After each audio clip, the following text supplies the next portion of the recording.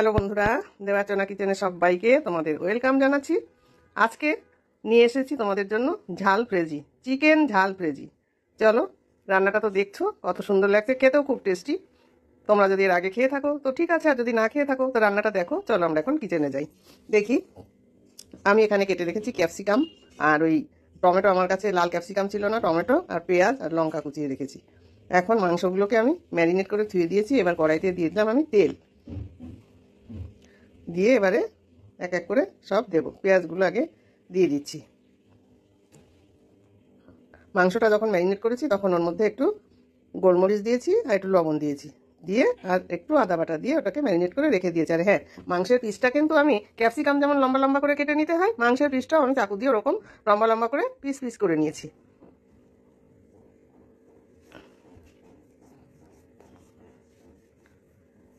এটা একটু লাল লাল ভাব আসলে তারপরে এর মধ্যে আমি দিয়ে দেবো ওই ম্যারিনেট করে রেখেছি যে মাংসগুলো, ওইগুলো আমি দিয়ে দেবো। বেশিক্ষণ ম্যারিনেট করতে লাগে না, কারণ এটা খুব পাতলা পাতলা করে মাংস লম্বা লম্বা করে কুচানো তো, যার জন্য 10-15 মিনিট রাখলেই হয়ে যায়। বেশি রাখতে, মাংসর পিস যদি মোটা হয় তাহলে আবার বেশিক্ষণ রাখতে হয়। যেহেতু চিকেন আরও সরু করে পিস করা, ওই জন্য বেশিক্ষণ রাখা লাগবে না।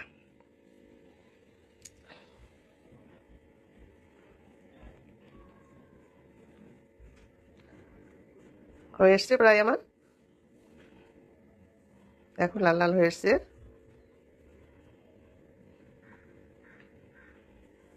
এবার আমি এর মধ্যে এই সেই কেটে রাখা ম্যারিনেট করে রেখেছিলাম চিকেনগুলো দিয়ে দিলাম। চিকেনগুলো কিন্তু আমি একটু রংটা চেঞ্জ না হওয়া পর্যন্ত চিকেনটাকে আমি একটু কষাতে থাকবো। যেমন চিকেন আছে তার কালারটা চেঞ্জ হতে হবে।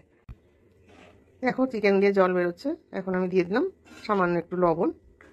ওখানে লবণ দিয়েছিলাম কিন্তু খুব কম, নামে মাত্র দিয়েছিলাম, কারণ ম্যারিনেট করার সময় লবণ বেশি দিলে জল কেটে যায়। আমি অল্প একটু দিয়েছিলাম। দেখো, রং কিন্তু চেঞ্জ হয়ে আসছে, দেখতে পাচ্ছ? দেখো, সাদা রং হয়ে এসছে।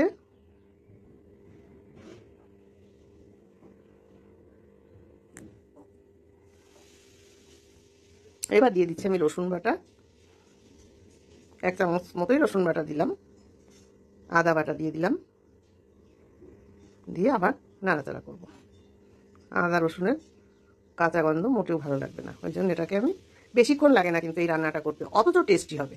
তোমরা এটা ডায়েটের সঙ্গে খেতে পারো, ডায়েট যারা করো তাদের জন্য খুবই ভালো। হ্যাঁ, আমি সোনার জন্য, সোনা ডায়েট করে বলে আমি এইসব খাবার বানিয়ে বানিয়ে দিই। বেশি তেলও দিই না। এবার একটু লঙ্কার গুঁড়ো দিয়ে দিলাম, যেহেতু ঝাল চিকেন ঝাল ভেজি, ওই জন্য এই লঙ্কার গুঁড়োটা মাস্ট দিতেই হবে।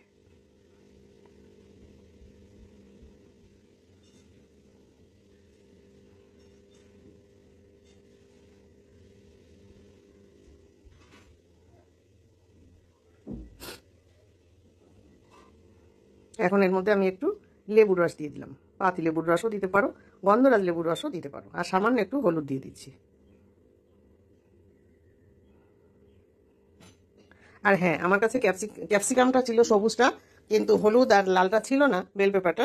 যার জন্য আমি তার পরিবর্তে লাল বেল পেপারের পরিবর্তে আমি কিন্তু টমেটোর মানে বিচিগুলো ফেলে দিয়ে টমেটোগুলো ঠিক ওইভাবে কেটে দিয়েছি। তোমরা কিন্তু ওই লাল হলুদ ক্যাপসিকাম দিতে পারো, থাকলে। না দিতে পারলে না, দরকার নেই, এইভাবেই করলে তাতেও হয়ে যাবে। আমি তো সোনার একার মতো করছি, ওই জন্য যা ঘরে আছে তাই দিয়ে করে দিচ্ছি। এটাই খুব খুব সুন্দর টেস্ট হবে। ও মাঝে মাঝেই রাত্রে এটা দিয়ে টিফিন করে। একটু ঢাকা দিয়ে দিলাম, কারণ মাংসগুলো তো একটু সিদ্ধ হতে লাগবে, তাই না?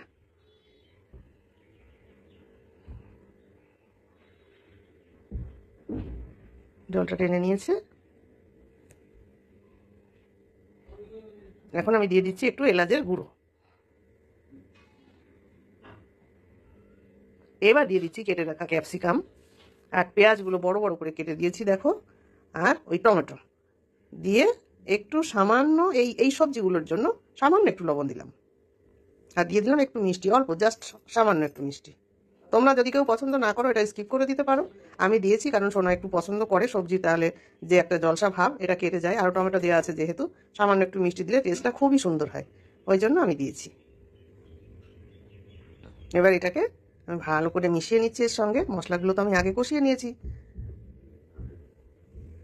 আবার আমি আর একটু ঢাকা দিয়ে দিলাম। রান্নাটা বেশিক্ষণ টাইম লাগবে না, অথচ তোমরা করে দেখবে, সকালবেলায় রুটির সঙ্গে খেতে পারবে, রাতের বেলায় রুটির সঙ্গে খেতে পারবে, ডিনারে তোমরা যাই খাও, আর যদি কিছু না খাও এটা খেয়েও চলে যাবে, ডিনার করতে পারবে এটা খেয়েই, কিছু লাগবে না। খুব ভালো লাগে খেতে, খেয়ে দেখবে তোমরা এইভাবে করে। রান্নাটা যেমন সহজ অথচ খেতে খুব টেস্ট। হ্যাঁ বন্ধুরা, রান্নাটা তো ঢাকা দেওয়া আছে, একটু গল্প করে নি তাই না তোমাদের সঙ্গে। তোমরা কে কেমন আছো আজকে আমি আর জিজ্ঞাসা করিনি, আজকে জিজ্ঞাসা করতে ভুলেই গেছি। নিশ্চয়ই ভালো আছো তাই না? আর আমিও ভালো আছি, একটু মাথায় যন্ত্রণা করছিল, একটা স্যারিডন খেয়ে নিয়েছি, মাথার যন্ত্রণাটা কমে গেছে, এই জন্য এখন বকবক করতে পারছি, নইলে বকবক করতে পারতাম না তোমাদের সঙ্গে।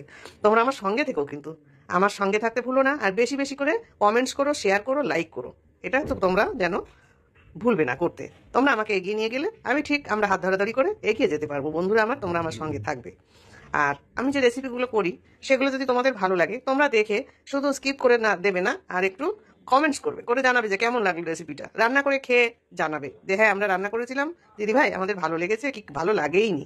জানাবে, ভালো লাগলে জানাবে, না লাগলেও জানাবে, তাতে আমার কোনো ব্যাপার নেই।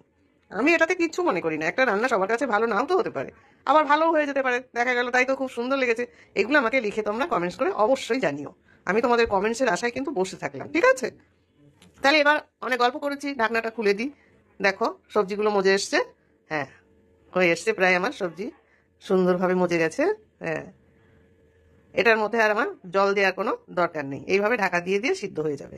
মাংসটাও সিদ্ধ হয়ে গেছে, রান্নাটা আমার প্রায় হয়ে এসছে।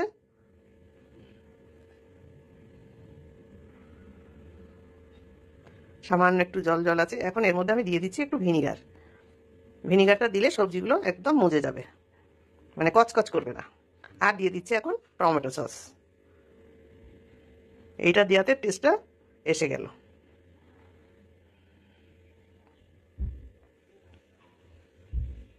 সোনা বলছে রুটি করতে হবে না, ও একাই খাবে, আর তো কেউ খাবে না, ওই জন্য বলছে রুটি আর করা লাগবে না, এইটা খেলেই আমার হয়ে যাবে। ঠিক আছে, যা বলবে তাই। এবার আরেকটু ঢাকা দিয়ে দিলাম, কারণ ভিনিগারটা দিয়েছি তো ওই জন্য একটু জল বেরিয়েছে, তাই আরেকটু ঢাকা দিয়ে দিলাম, সসটা দিয়েছি একটু জল কাটবে না। এখন আবার দেখো হয়ে এসছে। এই রান্নাটা ঢাকা দিয়ে দিয়ে ঢাকা দিয়ে দিয়ে সুন্দর করে করবে, খুব ভালো টেস্ট হবে।